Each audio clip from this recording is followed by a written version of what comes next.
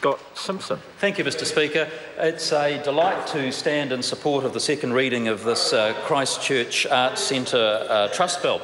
And as Chairman of the Select Committee, the Local Government and Environment Select Committee that considered the bill, I got a sense, as listeners and people observing in the gallery will have had from the two previous Christchurch-based members who have spoken on the bill, about their sense of passion, their sense of commitment, their sense of history and their sense of ownership of these buildings that make up this remarkable Christchurch Arts Centre.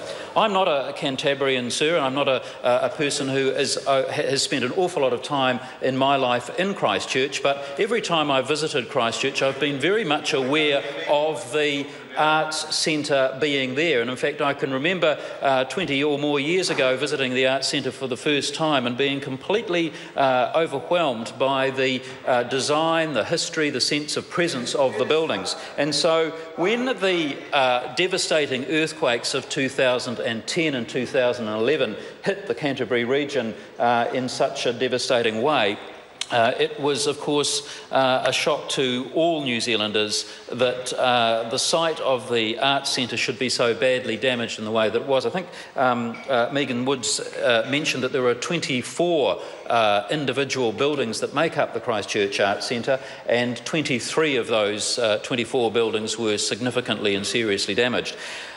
In the course of the Select Committee's work on this bill, sir, the committee was privileged to actually visit Christchurch and to hear the four submitters who wanted to have their views made known to the committee in Christchurch. And as a result of that, once we'd finished hearing from submitters, we took an opportunity to conduct a site visit.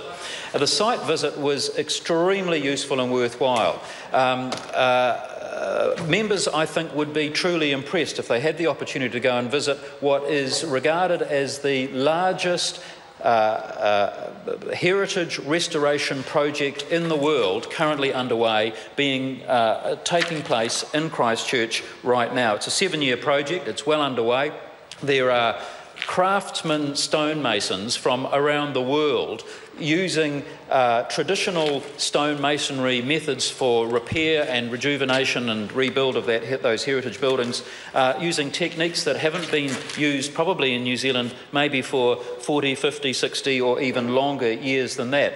These are truly unique buildings. I was delighted to hear Megan Woods give the very full history of the site. I was interested also to note that not one of the submitters mentioned Norman Kirk once. However, it's clear from her recitation that he was the primary driver in the creation of the Arts Centre, not wanting to take anything away from other members of the Canterbury community that over the years have contributed to its success and its ongoing, enduring place in the hearts of all Canterbury people, indeed probably all New Zealanders who've had an association with it. So it's no doubt that the buildings hold a very special place in the hearts of Cantabrians, Christchurch people and indeed many New Zealanders. So it's important, as the Trust Chair and the Chief Executive, Jean Crawford is the Chair, and the Chief Executive, Andre Lowe, made clear when they made their submission to the committee, that the governance structure going forward for the Arts Centre should be a governance structure that reflects adequately the circumstances that the Trust finds itself in today.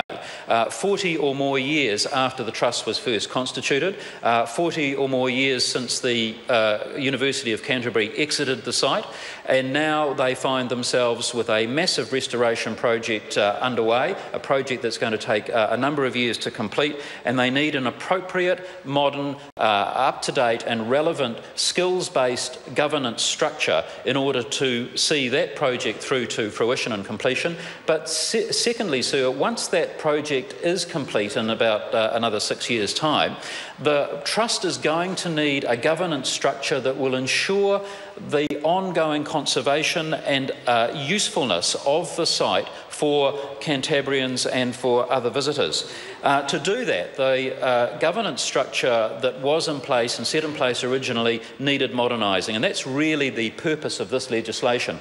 This is a bill that has been sponsored by my colleague, the Honourable Nicky Wagner, as Member of Parliament for Christchurch Central, but it's been promoted by the Arts Centre Trust themselves. And I think for the Trust Centre to actually have the foresight and wisdom and confidence to bring a bill and promote and encourage a bill like this to the House gives you an indication, or gives the House an indication, sir, of the calibre of the current trustees and their recognition that they do have to be forward-looking, that they do have to look to the future, not just to the past. Because as with any heritage site, it's the future that is just as relevant as the past in terms of its care and preservation.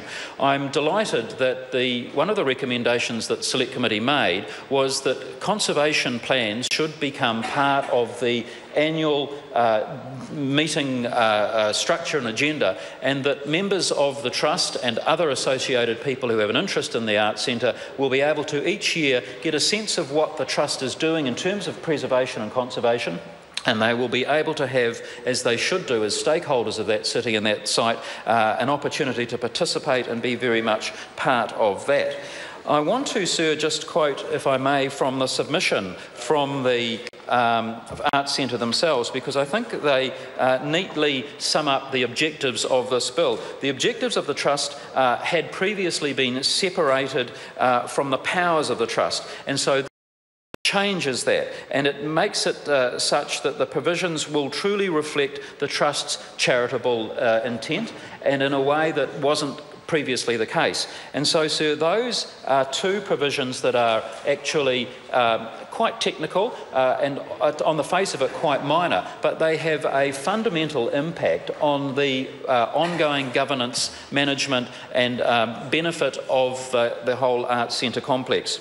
Sir, there were a number of other changes that the Select Committee made, and I think it's worth noting that the Select Committee process for this bill was a classic example of a Select Committee working collaboratively, collegially in a cross-partisan way to ensure that the legislation that was presented to us at first reading actually came out through the Select Committee process a better piece of legislation. And I'm very pleased to acknowledge that the Honourable Nicky Wagner has identified that, and I think all members of the committee would agree that the process was very good, the intentions were well-meaning and well-made, and the submitters, all four of them, were generally in support of the proposed legislative changes.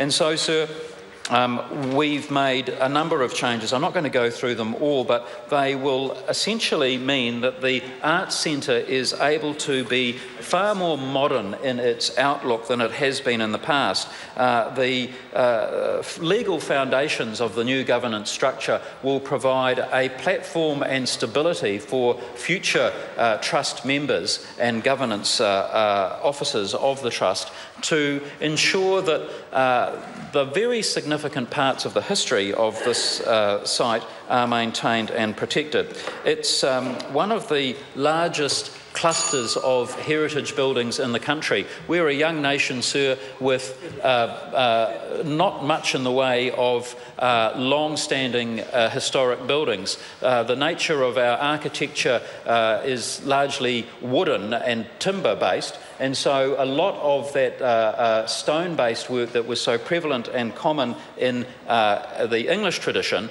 was not seen in New Zealand. The Arts Centre of Christchurch actually provides a classic, wonderful example of what at the time was considered to be a mock Little Britain, and provide a university environment that was similar to those that are experienced at Cambridge and Oxford.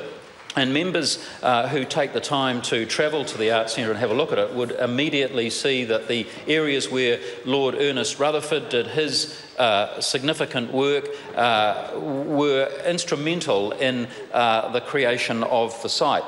One of the interesting things that we discovered, sir, in our visit was that a whole lot of history had been uncovered as a result of the restoration work, and so I was delighted to see some of that. Sir, this is a bill that is a good bill. It's a bill that the House, I think, will hopefully endorse unanimously across the chamber. It's deserving of that kind of support because it is a significant piece of governance structure that will mean the Arts Centre of Christchurch will be able to be be governed in a way that is meaningful, proper and solid going forward. I commend the bill to the House.